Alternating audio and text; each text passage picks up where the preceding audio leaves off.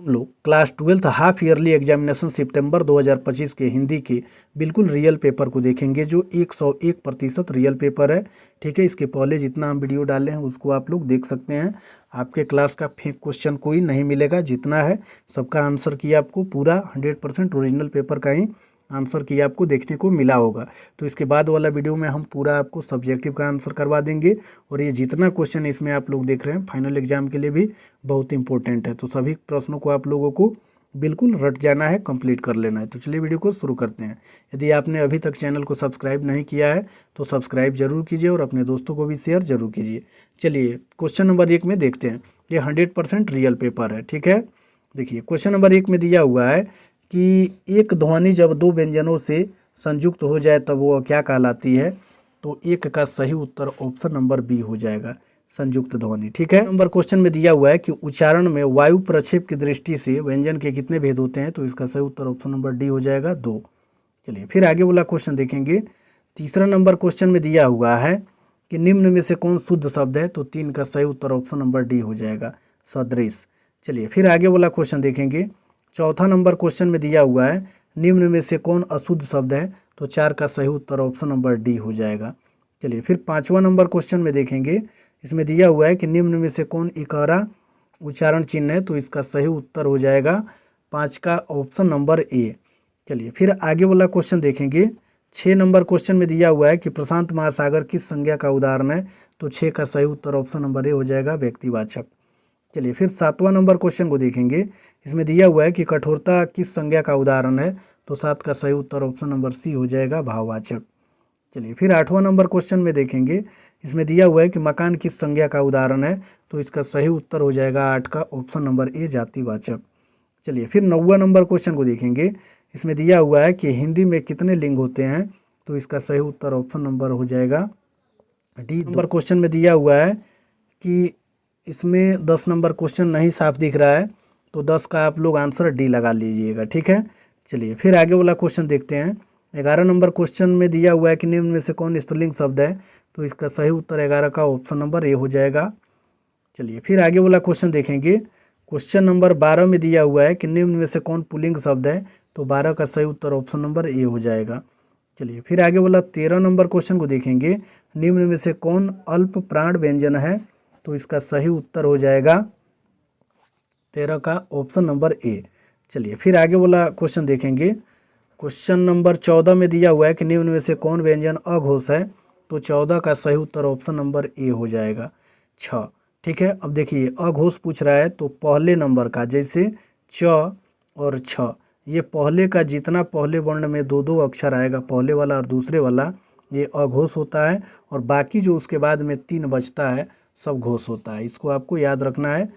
ठीक है, चलिए फिर आगे क्वेश्चन नंबर 15 में देखेंगे। औ का उच्चारण होता है। तो इसका सही उत्तर 15 का ऑप्शन नंबर सी हो जाएगा, कंठ और ओष्ठ से।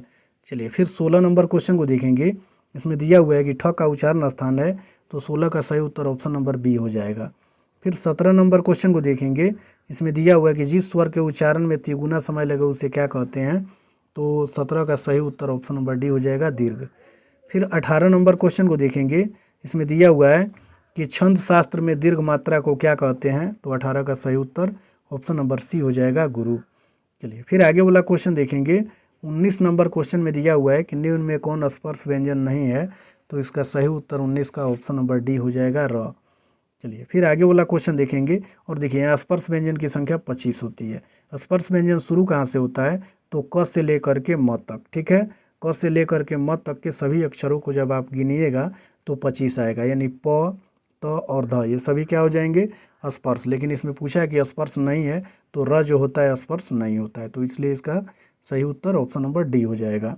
चलिए फिर आगे वाला क्वेश्चन देखेंगे। 20 नंबर क्वेश्चन में कि निम्न में कौन उष्म व्यंजन नहीं है। तो 20 का सही उत्तर ऑप्शन नंबर ए हो जाएगा, तालम स। चलिए फिर आगे वाला क्वेश्चन देखेंगे। 21 नंबर क्वेश्चन में निम्न में से कौन अंतस्थ व्यंजन है। तो 21 का सही उत्तर ऑप्शन नंबर डी हो जाएगा, द।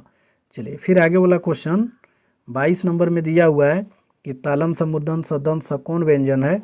तो 22 का सही उत्तर हो जाएगा ऑप्शन नंबर ए, स्पर्श व्यंजन। चलिए फिर आगे वाला क्वेश्चन देखेंगे। क्वेश्चन नंबर 23 में दिया हुआ है कि शुरू के आरोह अवरोह क्रम को किसकी संज्ञा दी गई है?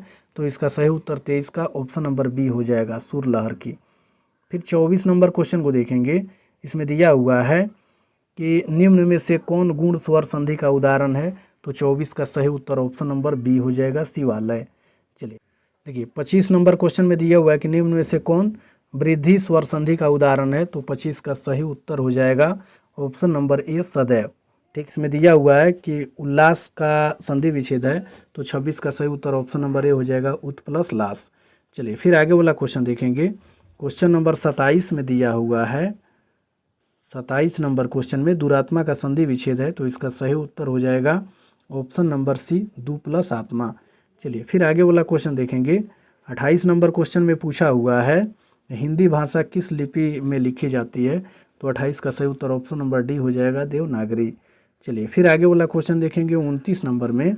इसमें दिया हुआ है किस लिपि को संसार की अन्य लिपियों की तुलना में अधिक वैज्ञानिक माना गया है? तो इसका सही उत्तर 29 का ऑप्शन नंबर डी हो जाएगा, देवनागरी को। और यहाँ आप देख रहे हैं ये बिल्कुल रियल पेपर है। चलिए फिर आगे वाला क्वेश्चन देखेंगे।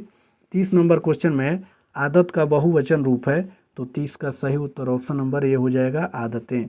31 नंबर क्वेश्चन में पूछा हुआ था संज्ञा या सर्वनाम के जिस रूप से उनका क्रिया से संबंध सूचित हो उसे क्या कहते हैं? तो इसका सही उत्तर हो जाएगा 31 का ऑप्शन नंबर ए, कारक। इस संज्ञा और सर्वनाम तथा क्रिया का संबंध जिस शब्द से जाना जाता है उसे कारक ही कहा जाता है। चलिए, और कारक का भेद भी आपको याद रखना है, कितने होते हैं? 8 भेद होते हैं। चलिए फिर आगे वाला क्वेश्चन देखेंगे। 32 नंबर क्वेश्चन में रोशन घर से बाहर आया या किस कारक का उदाहरण है? तो 32 का सही उत्तर ऑप्शन नंबर सी हो जाएगा, आपादान। चलिए फिर आगे वाला क्वेश्चन देखेंगे। 33 नंबर क्वेश्चन में सड़क पर भीड़ है या किस कारक का उदाहरण है? तो इसका सही उत्तर हो जाएगा अधिकरण। में और पर जो होता है, वाक्य में पर दिख जाए या में, तो क्या होता है? अधिकरण। चलिए फिर आगे वाला क्वेश्चन देखेंगे। 34 नंबर क्वेश्चन में दरवाजे पर कोई खड़ा है या किस सर्वनाम का उदाहरण है? तो 34 का सही उत्तर ऑप्शन नंबर सी हो जाएगा, अनिश्चयवाचक। चलिए फिर आगे वाला क्वेश्चन देखेंगे। क्वेश्चन नंबर 35 में दिया हुआ है कि तुम क्या पढ़ रहे हो, किस सर्वनाम का उदाहरण है? तो इसका सही उत्तर हो जाएगा ऑप्शन नंबर ए, प्रश्नवाचक, क्योंकि इसमें क्या दिया हुआ है, प्रश्न पूछा जा रहा है, प्रश्नवाचक हो जाएगा। चलिए 36 नंबर क्वेश्चन में पूछा हुआ है मैं अपने आप चला जाऊंगा किस सर्वनाम का उदाहरण है? तो इसका सही उत्तर ऑप्शन नंबर बी हो जाएगा, निजवाचक, क्योंकि इसमें निजता का बोध हो रहा है कि मैं खुद ही अपने आप ही चला जाऊंगा, यानी स्वयं भी अगर आ जाए, ठीक है, तो वो भी क्या होता है? निजवाचक। चलिए फिर आगे वाला क्वेश्चन देखेंगे। क्वेश्चन नंबर 37 में दिया हुआ है वह अमेरिकी लड़की या किस विशेषण का उदाहरण है? तो इसका सही उत्तर हो जाएगा 37 का ऑप्शन नंबर ए, सर्वनामिक। चलिए फिर आगे वाला क्वेश्चन देखेंगे। 38 नंबर क्वेश्चन में है सब दूध गिर गया किस विशेषण का उदाहरण है? तो 38 का सही उत्तर ऑप्शन नंबर डी हो जाएगा, अनिश्चित परिमाण बोधक। 39 नंबर क्वेश्चन में दिया हुआ है गोपाल पढ़ने में बहुत तेज है किसका उदाहरण है या किसका उदाहरण है? 39 का सही उत्तर ऑप्शन नंबर बी हो जाएगा, तुलनात्मक का। चलिए फिर 40 नंबर क्वेश्चन को देखेंगे। 40 नंबर क्वेश्चन में दिया हुआ है कि गोपाल पढ़ने में बहुत तेज है या किसका उदाहरण है? ये 39 ही है, ठीक है। 40 नंबर क्वेश्चन में है कि परमीला रो रही है किस क्रिया का उदाहरण है? तो 40 का सही उत्तर हो जाएगा ऑप्शन नंबर बी, अकर्मक। चलिए फिर आगे वाला क्वेश्चन देखेंगे। 41 नंबर क्वेश्चन में पूछा हुआ है महेश पढ़कर खेलने गया किस काल क्रिया का उदाहरण है? तो 41 का सही उत्तर ऑप्शन नंबर ए हो जाएगा, पूर्वकालिक। फिर 42 नंबर क्वेश्चन को देखेंगे। इसमें पूछा हुआ है कि बारिश होती तो खेती अच्छी होती किस काल का उदाहरण है? तो 42 का सही उत्तर ऑप्शन नंबर सी हो जाएगा, सामान्य भविष्य का। फिर 43 नंबर क्वेश्चन में देखेंगे। इसमें दिया हुआ है कि ऐसे शब्द को क्या कहते हैं जिसके रूप, लिंग, वचन और इत्यादि के कारण कोई विकार आपस उत्पन्न नहीं होते हैं, ठीक है।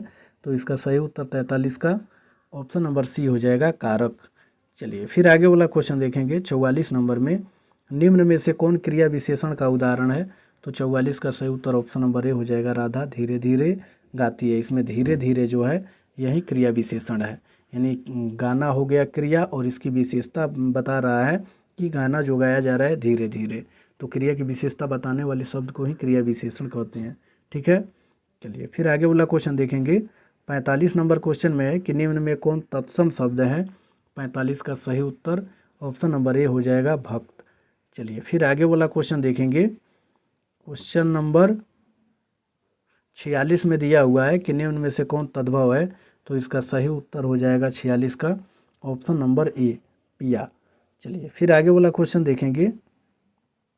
47 नंबर क्वेश्चन में निम्न में कौन विदेशी शब्द है, तो इसका सही उत्तर 47 का ऑप्शन नंबर हो जाएगा डी दुकान। चलिए फिर आगे वाला क्वेश्चन 48 नंबर क्वेश्चन में निम्न में से कौन देशज शब्द है, तो इसका सही उत्तर हो जाएगा 48 का ऑप्शन नंबर बी खीर। खीर जो है देशज है। चलिए 49 नंबर क्वेश्चन में पूछा हुआ है निम्न में से कौन योग रूढ़ का शब्द का उदाहरण है, तो 49 का सही उत्तर ऑप्शन नंबर सी हो जाएगा योग रूढ़ का चक्रपाणी।